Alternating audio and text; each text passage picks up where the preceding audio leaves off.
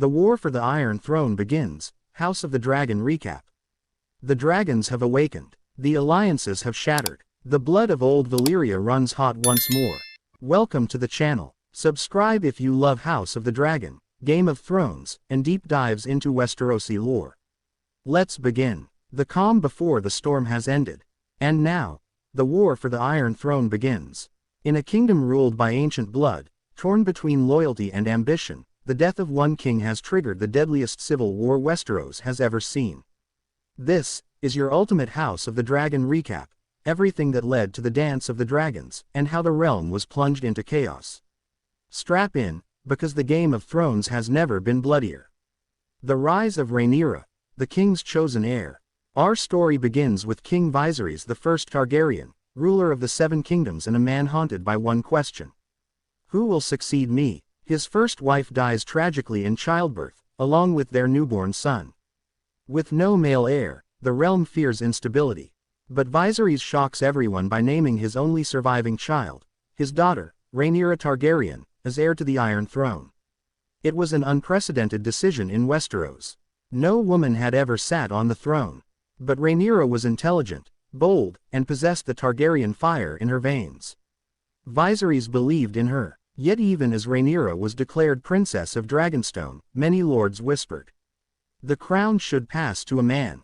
House Hightower rises. A new queen is crowned. Enter Alicent Hightower, daughter of the Hand of the King, Otto Hightower.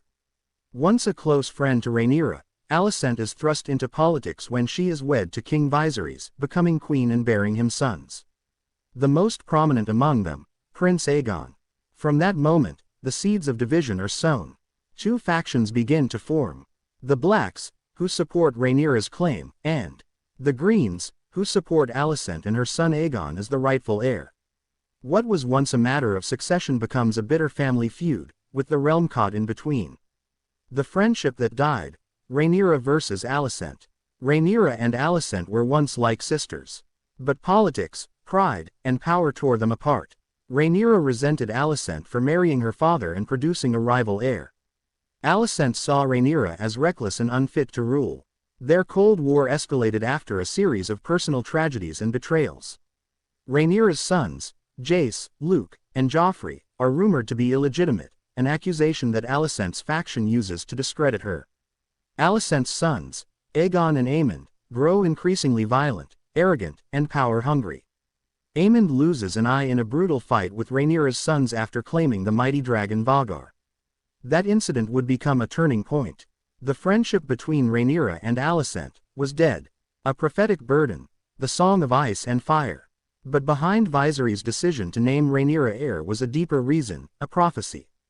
Passed down from Aegon the Conqueror, the prophecy known as the Song of Ice and Fire, foretold of a great threat from the north, a darkness that would consume the world of men. Only a Targaryen on the Iron Throne could unite the realm and face this doom. Viserys shared this secret with RHAENYRA alone. She saw her ascension not just as a matter of inheritance, but as destiny. But this burden would lead to tragedy.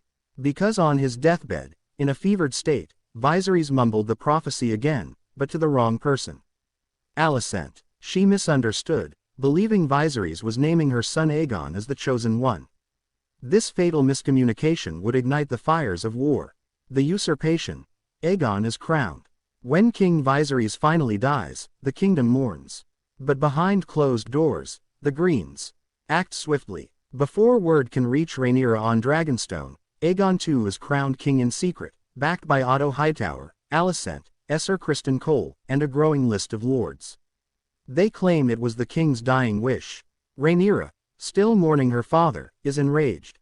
To her, this is treason. A betrayal not only of her claim, but of the legacy Viserys hoped to preserve.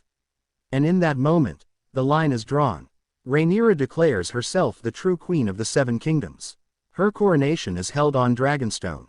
Her supporters rally. Her dragons take flight. The Dance of the Dragons has officially begun. A war of fire and blood.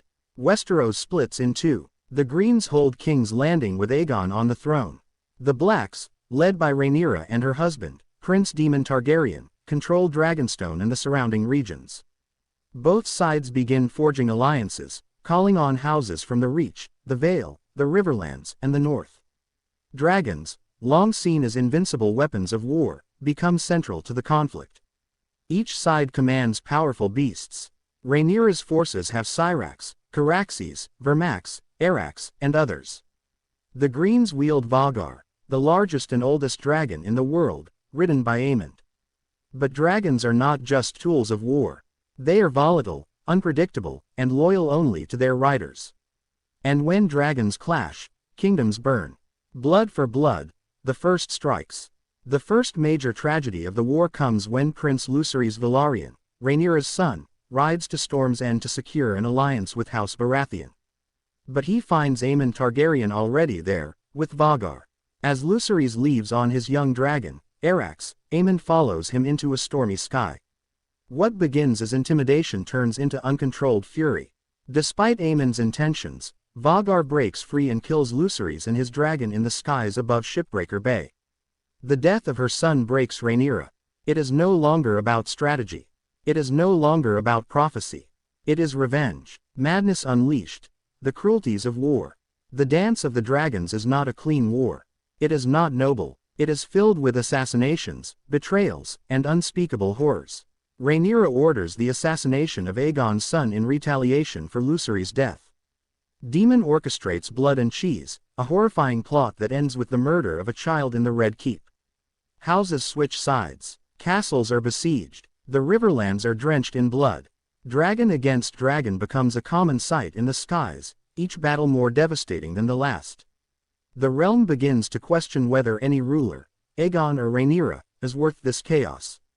Queen of Ashes, Rhaenyra's downfall.